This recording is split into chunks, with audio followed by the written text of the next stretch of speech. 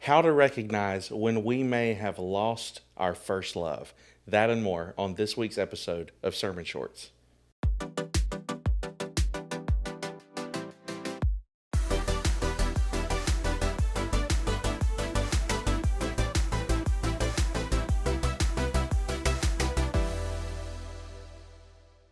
Brother Ray, welcome back. Welcome back to Sermon Shorts. Welcome back to Ridgecrest. It's been a while, but we're so glad to be back again. I know you and Miss Allison enjoyed your time off together and everything you got to do, but we're back at it. And you came out swinging with a new sermon series Sunday, 7 Churches, 7 Choices.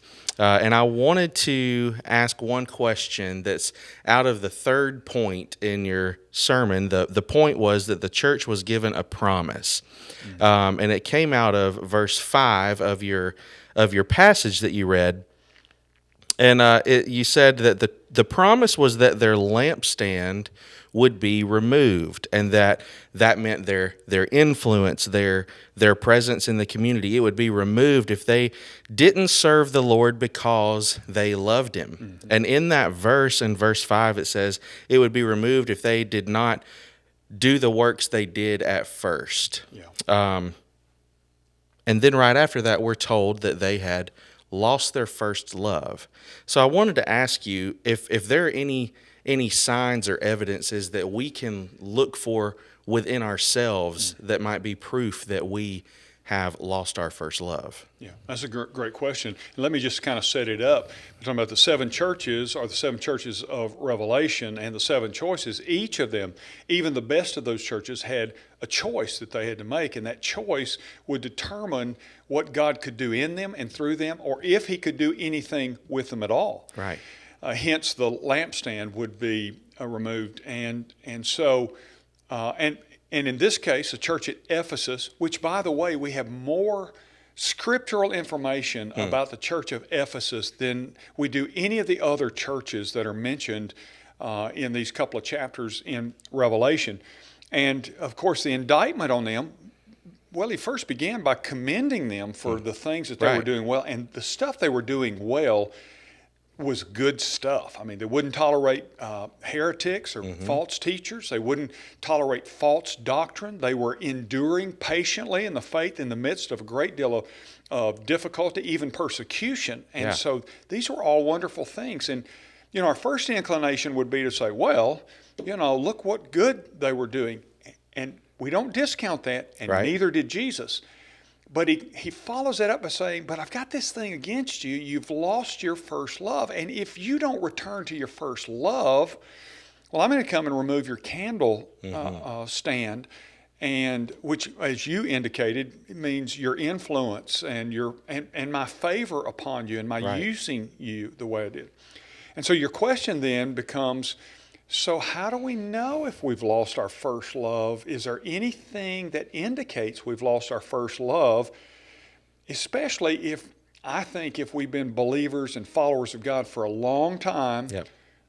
We groove a system sometimes. So we learn how to just do the stuff, Is that all bad? No, that's not all bad. Part of that is discipline in the Christian life and knowing to do the right stuff. But there's a better way, and that is what Jesus was trying to communicate to them, and that is, I want you to serve me out of the overflow of your love for me. And so it's the check that we want to discover. God, help me not to find myself doing all the right stuff, but not having a love as the motivation behind it. So can I look inside and say, what is it? I think there are some indicators when my heart gets cold. By the way, Jesus said in the last days, men's hearts will grow cold. Right. That doesn't mean just to him, but it means to others and even the work of God, that sort of thing. So what would I look for in my own life to say that I've lost my first love? Well, first of all, if doing even the right stuff becomes kind of drudgery. I'm doing this, I know I ought to do this, but I'm just doing it. And we have to be honest with ourselves and say, yeah, that's kind of what I'm doing. Yeah. The other thing I would say is, what's your joy factor? Hmm. The joy of the Lord is my strength. So if I don't have the joy of the Lord, I'm doing this in my own strength. What happened to my joy? We develop a thing, what Ron Dunn called many years, if we're not careful, after we've been believers for a while, he called it post-salvation blues. We get saved, we get in the routine, and we lose the real dynamic of this relationship with God. We lose our joy. And so a lost kind of joy. I'm doing it. I know I should do these things. I'm going to keep doing these things. Man, the joy factor in my life has just gone away. And so we look at that. We look at, how about the fruits of the Spirit? Look, am I doing the things of God, but I'm cranky and I'm ill and I'm easily agitated when I'm doing the things for God, or when somebody wants me to help serve God and I have this reluctance, or even sometimes a kind of belligerence about it. Yeah, I'll do it because no one else will, that sort of stuff. Well, look for those kinds of signs. Those are indicators that I've lost my joy. It's why Jesus said in this passage, he said, remember. And what does he tell them to remember? He says, remember the deeds you did at first. That's good. We don't live in the past, but the fact is there are times when we need to remember when our hearts were on fire for God just because we loved him. We were so grateful that he had saved us. Yeah. And that's what Jesus was saying. Remember when you just served me because you just loved me. You just wanted to be with me. You just would do anything for me because you just loved me. You didn't have to be convinced. You hadn't met so many Bible scholars. You hadn't been around so many sour saints. Yeah. And so he says to them, remember, and if you're in a place where your joy is gone, if you're in a place where you're doing the right things, and by the way, keep doing the right things, the other response isn't to go, well, that's kind of how I feel, so I'll just quit doing anything for God. That's not the answer. Right.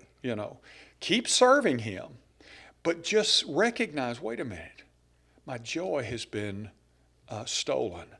And now I'm just going, and remember, what was it in those days that caused you to love Jesus so much? And ask him. Here's one of the things. I shared this in the message. Sometimes you got to say, God, give me the desire just to desire. Yeah, that was a good word. To love you again. Yeah. And, I share in this message, I hope folks will go and look at how my own personal experience, how I discovered that when I was doing the right stuff, but the love was gone. Yeah. And so these things we can look at and say, what's my joy factor in serving God? And look at your attitude. Are you disgruntled? Do you get irritated serving God? Or can you say, you know what, it's so cool that he saved me and I can serve him, and I'm serving because I love him. I think those are the major things. Yeah. But, and I'll say this, when we get in the routine, which again isn't all bad. Not necessarily a bad thing. That's right. Yeah. But when we get in the routine, we can even stop seeing inside of our own heart. Well, God must be pleased because I'm doing the right things. God's pleased at the right things. He was with the church at Ephesus. But what God wants is your love. He wants the dynamic of that relationship. He wants his children. I'm a parent and a grandparent, and I want my child, I want my grandsons to follow me because they love me, not because they have to. Yeah. Yeah. And so we have to get honest, and the routine can keep us from doing that if we're not careful. So we have to say, I'm going to keep doing the same, but I need to say, you know, we've heard the old phrase, have a come to Jesus meeting. Yeah. I need to have a come to Jesus meeting with me and say, Jesus, my joy's gone. Mm-hmm. I know it shouldn't be, but it is. And then we may have to be honest enough to say, and the fact is, I don't even know if I desire to have the joy back. Mm-hmm. So give me the desire to even begin to desire to love you. And again, I hope the people listen to the message because I talk about that thing, my own experience with that in there. That's a great word. Well, Pastor, thank you so much for being here with us today and for telling us these indicators we can see within ourselves of when we might have lost our first love. Thank you so much. Thanks, brother. Brother Ray mentioned that God had a promise for the church at Ephesus. And a lot of times when we hear about the promises of God, we think about things that are his kindness and his goodness and his love and his faithfulness. And those are his promises.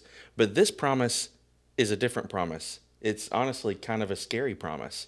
We have to remember that God wants us to be people that love him first. I don't want my lampstand, my candle to be removed because I'm just going through the motions or I'm coasting through or on autopilot. So make sure that we look out in our own hearts and you in your own heart for signs that you may or may not have lost your first love. Thank you so much for tuning in with us this week.